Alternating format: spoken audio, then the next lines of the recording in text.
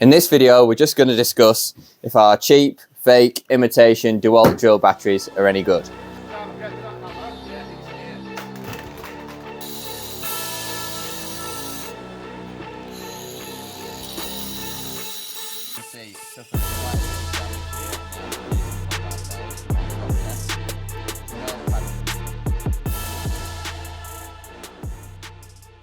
So we've got a selection in front of us here. We've got our original in-box DeWALT battery. We've got our first little knockoff, which is the 10 hut battery. We've got our Waitley battery. We tested this version before on our Makita drill. Now we're going to see how it performs in our DeWALT. And we've also got the G-Link.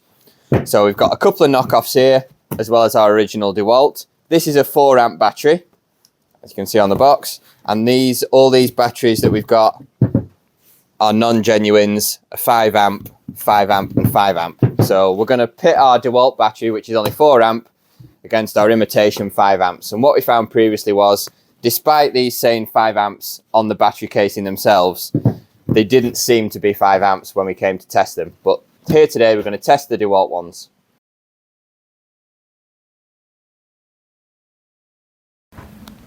So we've taken our little test flag outside for a little bit of extra ventilation because it's about to get dusty, and we're going to use the same disc across all our batteries. Obviously you might say, well, the disc's going to wear out, but I've had this disc for about 3 years and it's still going strong.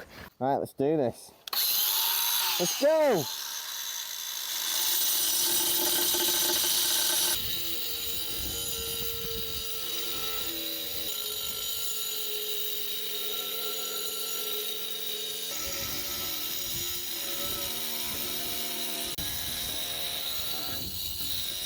So we've got our first battery we tested, which is the old 10 hut. So obviously the names of these batteries might change, but hopefully you can still get the 10 hut online. So that managed to do a grand total of 2 and sort of just over halfway. So just over 2.5 lines for the 10 hut battery, first one we tested. Next up we had the G-Link, fairly good competitor. That managed to make it just shy of 2.5 lines. So we've got just over 2.5 lines. We've got just shy of 2.5 for the G-Link. So the Waitley, again, just shy of 2.5 lines. Despite it being 4 amps and despite all the knockoffs claiming to be 5 amps, still the DeWALT 4 amp battery has managed to cut a grand total of 1, 2, 3 and a bit lines. Putting it, I'd have said, in perspective, way up at the front. Thing to know is the thermal cutouts on these batteries. DeWALT tended to perform all of its cuts really well without overheating or cutting out, whereas some of the non-genuine batteries seem to have a lower tolerance on the thermal cutout. We cut some of our lines, then we had to stop and wait for the batteries to cool down on both of these non-genuine batteries. The Waitley was slightly the worst in that seemed to cut out the soonest, which can be quite annoying, but obviously we are subjecting our batteries to quite a rigorous test. So we're just going to do a quick destruction test. Sam, get me that hammer. Yeah, I think it's in here. Oh no, it's not in there. It's in the other toolbox.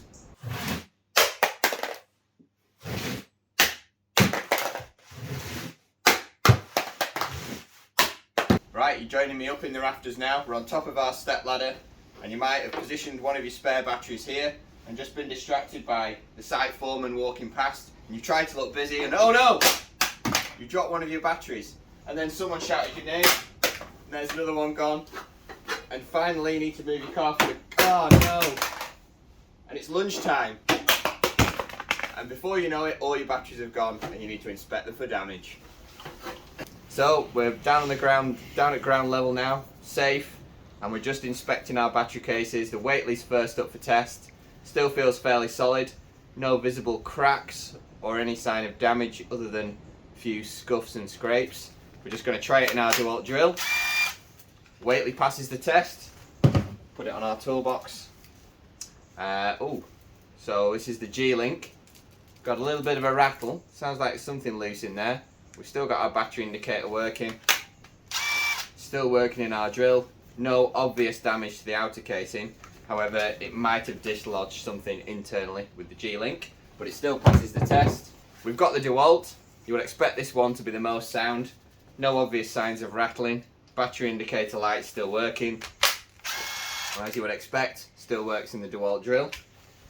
And finally, we've got the old 10 hut battery. We'll check that indicator, still working. No obvious signs of rattling, so the batteries are packed in nice and tight in here. And again, battery still works well. So all our batteries have passed each individual height test, finishing off with the classic blue and yellow step ladder test. All our batteries have passed.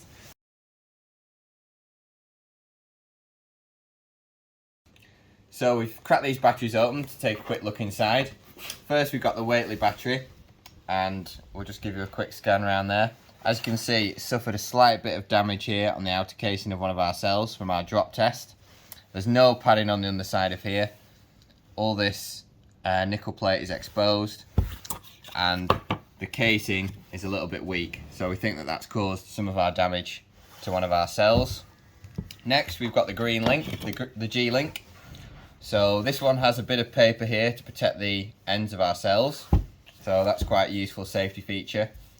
And it also has a little bit of rubber padding on the underside to protect from impact. And as you can see, there's no damage, no visible damage to any of the cells on the G-link battery pack.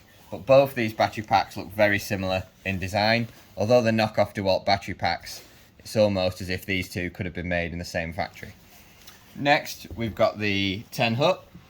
So this is quite an interesting design to hold the cells in place. It's got this wraparound casing, which should offer a little bit of protection. There's not much protection inside the case. As with the G-link, there's very little protection inside the case. It's just a smooth plastic base. Although the G-link does have some little grooves here just to help hold the batteries in their factory position. And next, you can see the last one, but not least, is the DeWALT. It looks a lot better constructed. It's got a large circuit board here. None of these other knockoff batteries have a circuit board. So obviously the battery's communicating a lot more with the drill. The batteries look like they're housed fairly securely. And if we look here, we can see that they're genuine Samsung battery cells, whereas the battery cells of these, the origin of these knockoff battery cells remains unknown. One thing we do know is that the lithium-ion 18650 cells worked well, as all the knockoff batteries performed fairly well on our cut test. One thing we did notice is that the DeWALT battery cells did suffer a tiny bit of damage from our drop test. As you can see, there's just a little dimple here. We've got to show you all the evidence in order for this to be fair. Tiny little knock there, but other than that, the DeWALT battery innards look fairly well assembled. And inside the DeWALT battery housing, you've also got all these extra ridges, making the case more rigid, and they're all grooved so that the batteries locate into place. Right, so we've given all our batteries a thoroughly good testing, and now just a quick summary of how they all performed. So I was quite surprised with how well the knockoff batteries did.